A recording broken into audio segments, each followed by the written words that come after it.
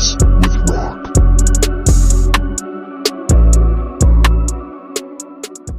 Ready? Let's do it. All right. Welcome, family, to show number 11 of Breaking Chains with Rock. I got my guest here, Gabriel Brenton. Welcome, my brother. Welcome to the show.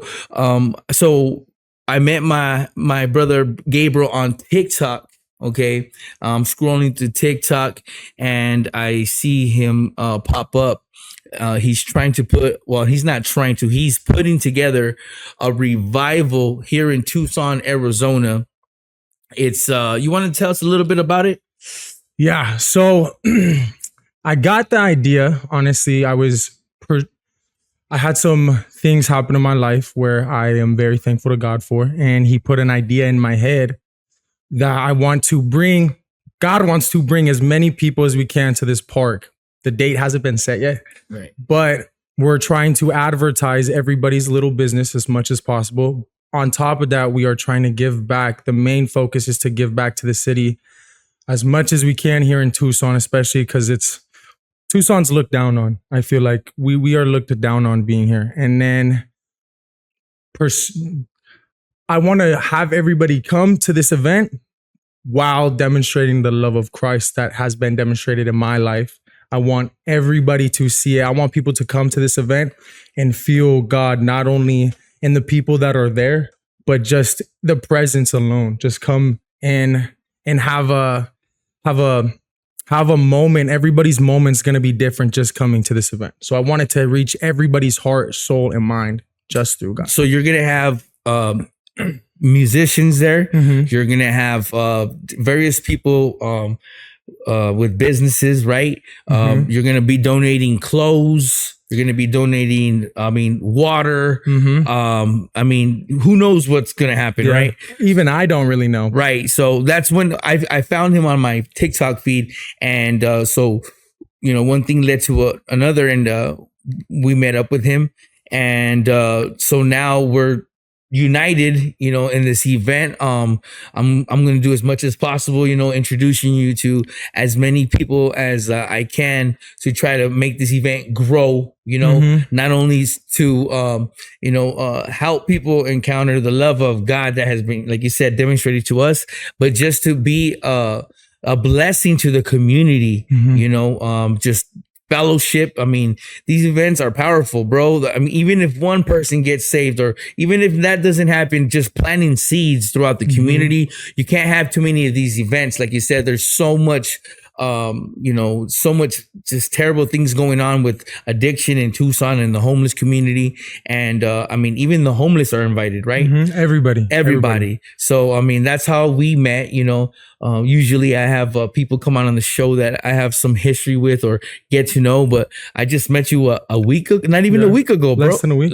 So, just God placed it in my heart, and, I heard a little bit of your story, and I was excited to hear more and to encourage people that have been maybe through a similar path. So, you want to introduce yourself, my brother? Yeah. So we went over, my name is Gabriel Brenton, by the way. I am originated from here, Tucson. I went into foster care really young in my life, but I was constantly in and out of trouble and in and out of choosing the wrong paths. And I was a really troubled kid because I couldn't wrap my head around the fact that why couldn't my mother be a mother, And I went into foster care and I got put into a specific family, and I had a biological brother who got separated with me, and he got put into another family. He's now a Marine, bless him, by the way. He's the best version he's way better than I am. But we went into two separate families, and we were going to get separated. I probably wouldn't have saw my brother again, or my sisters at that. And we got reunited because the family that had me and the family that had him, right, went to the same church, and we were playing together in the nursery, and they couldn't understand why we were so close, right? But we knew we were brothers. And so that family had adopted me. They took the CPS, asked them, hey, if you want we don't want to separate them. We want to keep them together. They found each other. It doesn't just happen for a reason. You know, everything's aligned is what I believe. And that family adopted me. And growing up, I was very angry and I took a lot of stuff out on them and everybody else around me because I couldn't wrap my head around the fact why I was even in foster care. Right. So how old were you when you went to foster care? I was 7 to a year old. I've been in foster care I was in foster care for a while.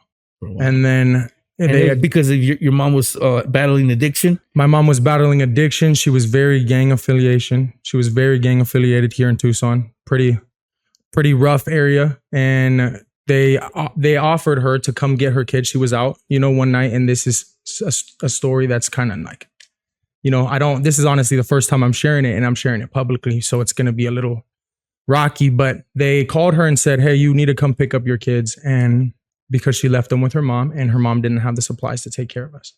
She got the call and she chose to stay 3 houses away and she chose to pick her kids. And I remember they put us all in separate vans and into foster care we went. And for the longest, I couldn't wrap my head around why. Right. I was always asking, why this or why that, or why did I go through this or why me, And my entire life, this adoptive family who in our reality chose to love me, right? To this day, out of all the stuff that I've put them through, which is a lot of stuff, by the way, I can pick up a phone and I can call her mom. I can call my adoptive mom, and for the longest I would tell people those are my real parents. This isn't my family. They don't know me like I know myself. And I started hurting a lot of people and I started getting involved in Phoenix, right? I moved to Phoenix when we were about 10. My dad had lost his job as a teacher down here at Push Ridge Christian Academy. We moved to Phoenix and I went to this school called Tempe. It was an elementary school. I started going through elementary, right? And then I got to my 8th grade, 6th to 8th grade year. I went to this school called Tempe Preparatory Academy. And it's a prep school where it's a set curriculum. I was studying Latin and Hebrew in 6th grade. And we were just breaking down a lot of grammatical things. And we were doing a lot of American history and it was a really high-end curriculum, where if you had anything below a C, it was considered failing, know? And I went to this school and I got really intelligent, but I was always a troubled kid and angry. And I chose to go down the path of wanting to be a class clown or wanting to be involved in the guys outside of school that I was hanging out with and their problems and in that mess and that environment. And I started attaching back on and I reunited with my mom after such a long time. It was a while and I had tracked her down and there was 600 numbers that I went through, all kinds of different names. I went through black files. That's how I know about a lot of the stuff that happened in my childhood, where they have every specific foster kid under their specific file and their case or whatnot. My case was actually the first case to go to the Supreme Court here in Arizona in foster care because she fought for my brother. But since we were together, right, she would show up and then she wouldn't show up and then she would show up. So she was fighting for her custody until she just didn't want anything to do with us no more. Mm-hmm. They took us. I went to this school, started getting intelligent, and I started to choose a different set of life because I felt like I was the black sheep of the family. I was always angry. I was always aggressive. I was always fighting. I was always just chasing after the wrong things, and then high school hit. I went to this school in Phoenix called McClintock High School.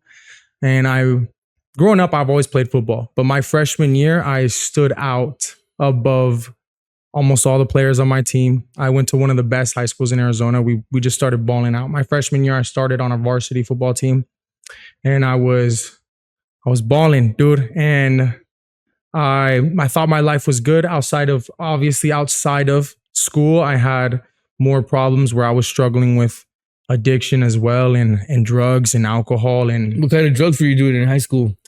I think my first time doing some very heavy stuff, my freshman year, I was smoking meth. And you were going to school like that? Yeah, dude. I had two friends individually. Names aren't really irrelevant to me, but we would skip school and we would go across. Across school, there was this broken down building that just nobody went to. And these kids were a lot older than me, but I always liked to hang out with the big kids because I thought I was big, Right. And we went to this building almost every day before school and then at lunch and then after school. And I was constantly just sick, dude. I would go to school and I would constantly keep my headphones in at school, and people would leave me alone because of my violent past, So even if they saw me kind of just dozing off, they didn't really care, And then I would hit the football field and it would be like nothing even happened, And football was my outlet. And my senior year, I had an opportunity to go to a lot of colleges just to look at, some schools to go play ball at. And God had other plans for me to go. Instead of going to play Division I football, I was a running back. I ran a 4.3 40 in high school. I was quick. I was strong. I was lethal. I liked to compare myself to Christian McCaffrey or the ASU running back. The one that's over there right now. He's It starts with an S. His last name. Scattaboo, man. Scattaboo. There you go. Yeah. I liked to compare myself to them. I was short, but I was a hammer. And then my senior year, I got invited to all kinds of different camps all over Arizona. And my last game, I tore my ACL and hamstring, and my dream of going to play Division I football was over. And I returned right back to the life that I was living because I didn't have another plan. I wasn't listening to anybody else. It was just me. And I was going to play football and I was going to do this, not thinking about what God had in store for me. And I went right back to doing what I was doing. And threw a lot of my life away because I felt like the only thing that I had was football, and I was far from wrong. So after high school, is that when it really went bad? Like what was that? When was the point where it was like it just went really bad? Sophomore year, when I reconnected with my mom completely, to the point where I cut off my adoptive family who was there for me when I was still getting into trouble, and I had guys coming to the house to look for me. The police were constantly over at their house to look for me, and they have adopted 5 kids, 3 of their own. And I was the one that put them through hell. I would constantly beat up on my father at such a young age. I had slammed him on his back at one point, and he herniated his discs in his back to where he was almost paralyzed. My mom, I didn't want anything really to do with her. I would not listen to them. I would sneak out. I would steal their cars. I would break their windows when things didn't go my way. I would cut my face out of family portraits because I didn't want to be in their family. And I thought I wasn't where I belonged. And I always kind of just wrestled with the idea of like, why couldn't my life be like this? Or why couldn't my life be like all these other kids that have their moms and dads that are, And he had other plans for me, dude. It went bad my sophomore year when I reconnected with my mom.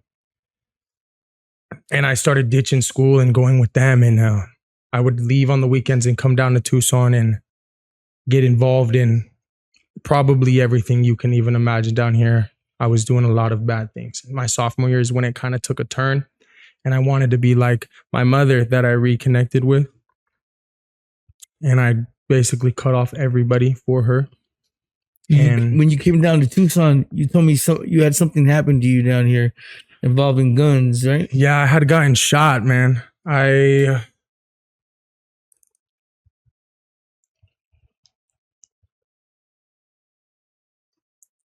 lost a really good friend that day, and it was some trouble that I got myself into. And some guys were, they looked for me and they found it. My best friend passed away that day. I had gotten shot 4 times. I got shot in my lower butt, and then right here, almost between my leg. It came out on this side, hit through here, and came out right under my thigh areas. Yeah, and I remember waking up in the hospital, and nobody was there. I didn't really know what was going on. I woke up in the hospital. My mom wasn't there. My dad wasn't there. Nobody knew that I had gotten shot. That happened in Tucson, right? Yeah, I was here in Tucson. I had a lot of instances in my life where I got into some stuff where I'm the type of person that if you wanted to test me or be the bigger man, as in the moment that I was thinking and where my brain was, I wanted to be the bigger man. Right. That's what I thought the bigger man was. I thought it was not letting anybody tell me anything or punk me or whatever, you know. I was listening to respond and not to understand. And after that, came back down to Tucson 2 years ago. I also had gotten locked up from 18 to 20. I did 2 years Prison. Yeah. Florence. Made some really foolish choices. And one of them though was to, you know, just some things had happened, wrong place, wrong time. Right. And when I got out, I had connected with a friend of mine for a really long time and we got really close. And the moment in my life where God made it genuinely clear to me, your first encounter with him, was growing up, I've always heard, right? In through one ear and out through the next. And I was uninterested and I could care less what anybody had to say because I was God. You know, I thought I was in charge of everything. And my first encounter ever where I was like, this has got to be God, is I was driving with my best friend, my new best friend, and we were driving right there off of Oracle and Lambert. It's right there by the Home Depot, across the street from the Home Depot, kind of in that area. And we were driving, and as soon as I started driving, right, we were in a really small car. And there was 3 times that made it clear, but this was the first one. We were driving in a really small car. It was a Scion FRS, and we were turning left, and it was late at night. No cars were on the street, none. And this lady came flying by. She was going 80 to 90 miles per hour, complete red light. Didn't see it coming until I look, and the light was right there, and I'm driving. And as we're turning left, this lady proceeds to go, and she hits directly on my side of the car, and we got hit when we spun and we flipped. And as we were spinning, we hit 2 other cars as we were spinning, and we flipped over, and the car was just done. And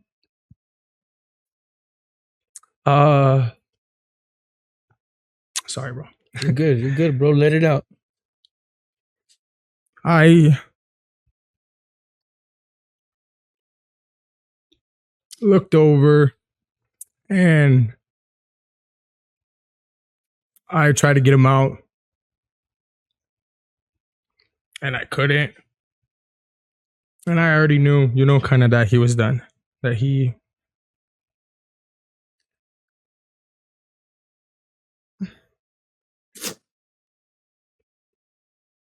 And I got out the car, and I saw the lady's car was on fire.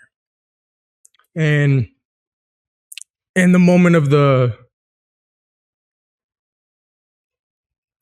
I couldn't really feel what was going on with my body. I was too concerned about making sure that everybody was okay, you know, and I got out and pulled this lady out the car because her car had caught on flames. And the other 2 people that I hit, I told one of them to get out because they didn't have citizenship here in Arizona. So I basically just told them, go. Like, your car is able to drive, go. And the other guy's cars was messed up. There was a baby, and we got the kids out, and I couldn't get myself to go back. And I hit the side of the pavement. As soon as I stopped, I could feel kind of my body was shutting down, and I didn't understand why, you know. And next thing you know is I'm on my way to the hospital in the back of an ambulance, and I can hear these guys looking at me, and they were saying directly in front of me, they were saying, he's probably just drunk, he's probably off of drugs, he's probably this, and he's probably that. The ones that were to save my life. And I'm driving, and as I'm going, right, these guys were trying to make a judgment call on why this thing happened, you know, on what was really going on, who was in the right and who was in the wrong. And I'm going, and then I kind of just remember going out. And I wake up in the hospital, and again, again, dude. And I wake up in the hospital, which is crazy because I didn't know what was going on. It felt like my body was shutting down. The lights were going numb. I could feel my fingers kind of like, it felt like there was electricity in my fingers, kind of just like I got pinched a nerve or something. You know, I didn't know what was nerve going on. damage. And I wake up in the hospital. They wake me up and I instantly shot up, kind of freaking out. And I had wires all connected to me. There was a breathing tube. There was a tube down my throat connected into my lungs. They were draining stuff from my lungs because my lungs had filled up with smoke and blood, and my ribs had, my right here had collapsed in because I got hit and I wasn't wearing my seatbelt.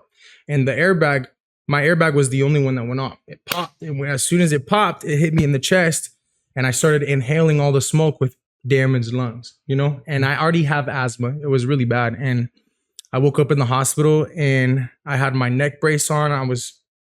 Didn't really know what was going on. And they came in and I was on this table, blanket. I was naked and I was left there dead. It was like I was left there dead. And this guy comes in and he looks at me and he was like shocked that like I was trying to get up, you know, I was trying to breathe. And he instantly called people in and they came running in, and the doctor came in and he goes, "Hey, you stopped breathing. Your lungs were done. You had a punctured lung with a broken rib that had went through my lungs." And they said that I stopped breathing. My heart had stopped. And this guy comes in and he goes, we got on your phone and we called every number on my phone, dude. And not one person picked up the phone. And I had a lot of contacts in that phone. I had a lot of friends, a lot of people. They called and nobody picked up.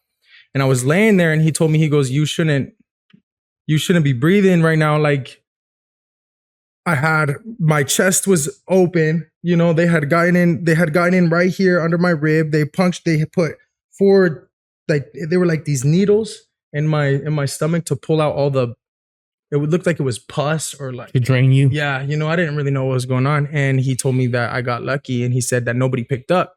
And I was laying there in the hospital and I was like at a point in my life where I was off of drugs and I was off of constant alcohol. I probably drank most of the day. You know, I was always struggling with drinking. I was constantly off of cocaine and I was shooting up all the time. And so their judgment call was right. I was intoxicated most of the time. And I'm laying there and this doctor told me that nobody responded and I was laying there alone. I couldn't move. They had gave me this little bag to pee in if they needed to flip me over because all my everything was shot. I couldn't move. My back was damaged. I had damaged my lower back right here. I don't know what it's called. This side. Lumbar. Yeah. You know, it had gotten knocked out of place. I'd hit the window without my seatbelt on and I was cut up my back. I had a big slice in my back, on my knees, in my wrist right here. And I was breathing. And he told me that nobody was there. Nobody picked up. I didn't even get a call back and it had been an hour. Okay. So nobody called me back and I was laying there thinking to myself, honestly, the pain that I was in, I wanted to be dead. I wanted to die. I was done with life at that moment. I kind of just gave all hope and I was like, if somehow I survive, I'm done. Like, I'm just going out. And I was laying there though, and I started thinking in my head with this, just looking up at the roof with this brace on, if I was to die that night, if I truly wanted to die that night, what would I have left? I have a 10-year-old son and I have a 2-year-old son. What would I have left them to remember me by? Legacy. Mm-hmm. And thinking back on it, I was like, they can't be, my dad did this, or my dad saved this, or my dad showed us how to do this, or my dad showed me how to drive a car, or my dad showed me how to throw a football, or my dad did anything, because I was so engulfed in my sin and I was constantly chasing sex, drugs, and money and failure. And I did not want anything to do with the thought of being a father. And I went through elementary school and junior high with a baby. I went into foster care and they weren't going to take the baby. The mom, she was a little bit older, you know, and she's still not involved. They have me now. To this day, they just have me. And I was laying there and I was like, what would I have left my kids? And then the conclusion hit and it was nothing. There wouldn't have been anything for them to speak on positively. I wouldn't have showed them how to be a man. I wouldn't have been able to taught them. I wouldn't have been able to teach them that everything that I'm doing now is coming from God. I wouldn't have given them a chance at life because I was so far gone, you know? You basically at that point you realize the biggest gift you can give your children is salvation, you know, to lead them to the kingdom, bro. And that's crazy. I was part of another discipleship before the one I'm in right now, and it was at Zion City Southwest campus, and a lot of the brothers led that group, and we read a book called Wild at Heart. And it's specifically about your relationship with your son. And how your son looks up at you, you know, and it's a real intimate book, and I'm gonna have to let you peep it out, bro. It'll change your whole vision on your son, bro. You know, it's a powerful book because it broke me, you know. It has questions, and I started answering questions, and you know, the only way to solve problems, right? You get into the root.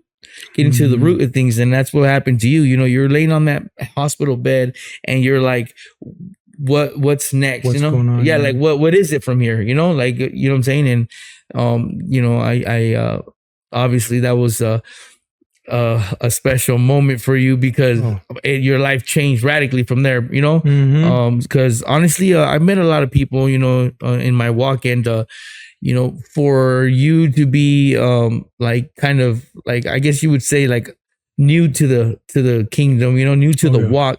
You know, you have a lot of heart for God, you know, you have a lot of love for Jesus Christ, you know, and his teachings, and how you've completely just developed into this different young man. You know, you're 22 years old, bro, and I just wanted to commend you on your leadership roles. You know, it takes a lot for someone to step up and be a leader. You know, there's people that'll never take that role because they're scared. You know, the enemy wants you to feel defeated, and he wants you to feel like you're not good enough. And I'm just glad that you came to that realization that your own strength is never enough. You know. So after you left that hospital, what happened, bro? You came to Tucson, or you were in Tucson still? Tucson, yeah. And so like what like, so I know God made you bounce back like never before. So just a quick rundown, just what happened, bro? He woke me up, and as soon as I got out, the first thing I did was go pick up my boys. Yeah. Appreciate you, man. The first thing I did was go and pick up my boys, and I took them exactly where I got hit. And on the corner, up the road a little bit, there's a park. And I went and got them, and I kind of just sat there, and they didn't know what was going on. They didn't even know that their dad was in a car accident. That bad. At all. You know, they saw like dad was in the hospital, but they didn't realize what was going on. And I started playing with my son, and that day that it had happened, my son actually took his first steps there at that park too. So as I'm taking my son to this park, it's up the road, kind of just like, dang, I threw a lot of my life away, and this is what God's giving me, and I've been living my life like this, and I'm not getting anything from it, right? And I started realizing and questioning myself on the inside on what is my purpose. And I started breaking down as a father that my son, every time he has a question, my older son, right? Every time he has a question, he's like, hey, dad, like he expects me to have the answer or something like that. You know, he doesn't call up other people in his life. The first person that he asks is his dad. And I lacked that thereof because I didn't want to submit to being a son. I didn't want to submit to being a brother. I didn't want to submit to anybody. It was just me. And what my word was is what it's going to go. And I was sitting there, and I started realizing that God is giving me another chance at life. And on top of that, I got two precious boys that are going to rely on their father to become a godly man. Because if I don't give myself to God, and if I don't get beat down the way that Christ beat me down, then I don't have a chance and neither do they. And growing up, I was always told, because people were always aware that I went through foster care and that I was constantly battling with back and forth with my emotions of playing this two-person life. I was constantly going back and forth and going back and forth and going back and forth. And I was getting messed up in here. That day was the first day that I realized that my life is not my life. Not only is it me living for my boys, but God could have really let me go that day and I would have been,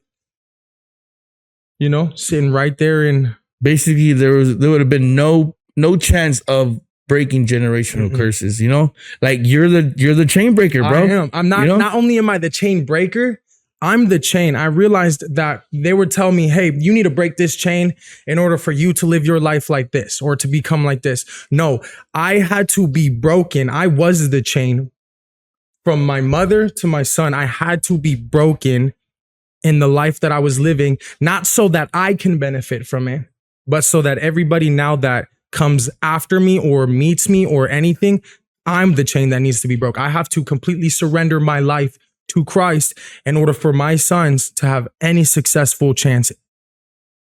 Period. That's it. Yeah.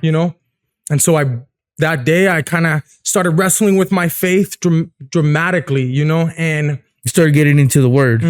I started seeing things on social media, just kind of were hitting directly at where I was in life and the things that I was around. And I struggled a lot as a young man to this day with lust and just typical things that a young man is going to go through, and I started realizing that this life that I'm living, I'm not living to be perfect and I'm far from it. But I'm striving to be like Christ, which in that means leading by example and leading by love and peace. Being selfless. And that's what, man, I'm telling you, just a quick rundown. Look at, bro, what you were talking about. I mean, I can relate to that. You were completely selfish, right? Prideful, your way or the highway, and honestly, like, man, that's such a beautiful scene, bro, to see anybody, bro, that goes from that lifestyle to just wanting to help everybody. Man, I gotta tell everybody about the situation today and about your car accident, bro. Talk about being selfless. Just real quick, what happened today, bro? So for the past 2 weeks, or for the past this week, I got hit twice in my car, right? And it's not no cheap car. I put some time and investment and, I worked to get this nice car. And today alone, on my way over here, I stopped at Peter Piper Pizza to have a little meeting and to talk with somebody about a deal that we're doing for the vendors and an artist. And I am turning this corner and this mom with her baby in the car goes full speed backwards. You're pulling out of a parking lot, and she backed up. And as soon as she hit the car, right, in my head, I was like, oh, I'm going to hop out and I'm going to be mad, dude. And as soon as I hopped out, I didn't even want to look at the damage on the car. And I looked over at a friend of mine and I said, hey, just give me a flyer. I was instantly going to go collect her information. And then she looks at me and she goes, I'll give you my information. And she peeks her head out the window. She goes, I'll give you my information. I'm sorry. And I looked at her and I was like, no, I don't need it. I don't want it. And I went and he grabbed this flyer for me, and I gave it, said, all I want you to do is come to this event. Because God has worked so much in my life. It's crazy where I was to the point where I hated him. And I did know that there was a God, but I hated him, and I would ignore him. And I didn't really care what anybody had to say. So I got out and I passed her this flyer and she was shaking. And I didn't know in the moment, but she had a baby in the car. And after I gave her the flyer, she goes, yes, I would love to be there. That'd be great. And as I'm going into Peter Piper Pizza, I turn around and this lady is making sure that her baby's okay. And I ran over there and I was like, is your baby okay? Are you okay? And she looks at me all confused, like she was confused why I even cared about what was going on with them. To this day, I'm still confused why I like to care about a lot of people. It's just, I'm new, like you said. Yeah, reborn, bro. He softens your heart, bro. You no longer have a heart of stone, made of stone. It's the compassion for people, bro. When I think about people like that, I think about the part where Jesus washes all the disciples' feet, Oh, yeah. even Judas, knowing he was gonna betray him. Just it's a different kind of heart, bro. And it's an honor to have someone on the show. Like a lot of people I know that have such a heart for the homeless community, and we're out here trying to be not only like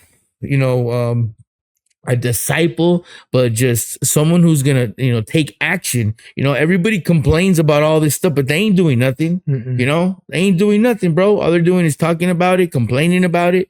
Just imagine if everybody put a little bit of effort, just the impact that would have, bro. Because my little squad, my ministry, let my people go. It's about I'd say about 10 of us, 12 of us max. It's powerful, bro. Oh, yeah. People are calling this almost daily, sometimes weekly, whatever. But we're constantly reaching out to people. People reach out. We're trying to get them help because it's gonna take not a village, bro. It's gonna take the entire city, bro, to put some kind of effort, whatever it may be. Maybe you can't do something about it, but someone who can.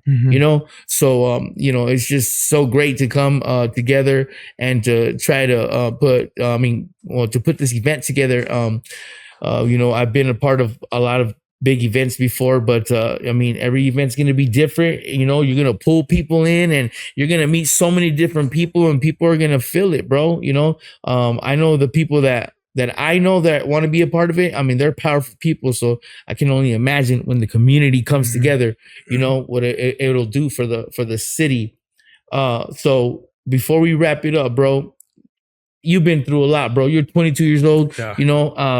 I've had my share of difficulties, but just at such a young age, and to be able to, get your head on your shoulders where you're at right now. To all the young people, a lot of people, they feel like they got all the time in the world, right? When I was your age, I was like, I'll get better later.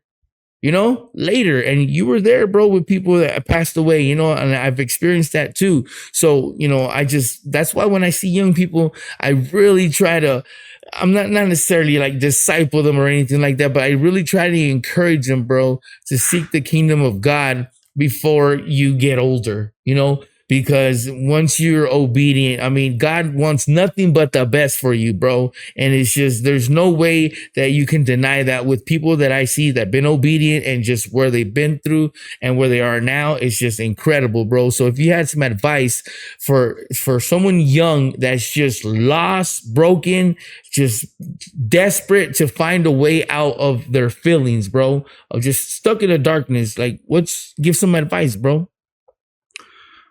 I think if I was to give anybody advice, it would be myself in the past, because I am young and I love the Lord because I am undeserving of anything that I have in my life, and how much that He is blessing me. These past 7 months of my life has been an overflow of blessing by you, your wife, everybody that's coming into my life and willing to be there and support me and encourage me to chase after my faith. I would say that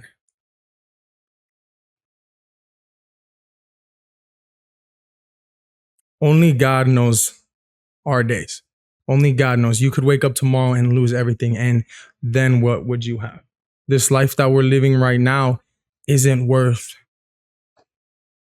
what He's giving us when we go be with Christ. And one thing that I would say to them and to myself is allow yourself to be broken and stop fighting against Christ, because somebody like me, with the hate and the anger and the brokenness that I was, should not deserve where I am today. And I should not receive the blessings that I am receiving, because I now understand that the moment that I put my knee on the floor and that God got me to the floor, as humans, I probably would have kicked that guy that I had gotten onto the floor. I would have kicked him while he was on the floor. The moment that my knee touched the floor, He picked me right back up. And he dusted me off on my back and he said, let's go. And he's given me so much more courage and peace, and there's no insecurity. I don't care what anybody has to say. Right. I don't care about anything other than coming to the gates of heaven and him telling me when I get there, well done, my good and faithful servant, because that is who I live for now. And that is what I'm going to continue to do. And I want to boast in my Savior to the point where somebody gets so irritated that I'm so confident in Christ that they beat me and treat me just the same way that he did, because any man and any person with the heart to come and take my sin upon him in the way that he did, who am I to go against that? Right. Nobody else in this room, nobody else out there would sit there except for a father for his son truly, right? And he sent his son to die on the cross for me when I hated him. You know, and the moment that my knee touched the floor and he picked me right back up, your confidence lies with Christ. Your peace lies with Christ. And I started reading and just, he took over and he said, my name's Gabriel, right? My favorite Bible verse ever to this day is Luke 1:19. It's where Gabriel, the angel, comes and talks to Zechariah and says that Elizabeth's going to have a baby, you know, and she's barren. And they were like, no way. You know, I want to proclaim my name that I've hated for so long. Hey, I'm Gabriel. I'm going to stand before you and I'm going to tell you what it is, because this world is broken. Not only is Tucson lost, I want to go global and I want people to hear what Christ really did. And this feeling can be fixed with him. That peace and that void and that loneliness and that anger and that depression and that anxiety and that addiction and that anger and just all of that stuff, there is only truly one cure. It's not no pill. It's not no medicine you can take to balance your brain. It's Christ. And if we don't pursue him, this world is going to get stuck in this reoccurring cycle of brokenness. Amen, bro. Amen. Praise God, bro. Well, thank you for coming on the show, my brother. God bless you. I love you, bro. I love you, man. You guys have done a lot. Thank you so much. It's a wrap.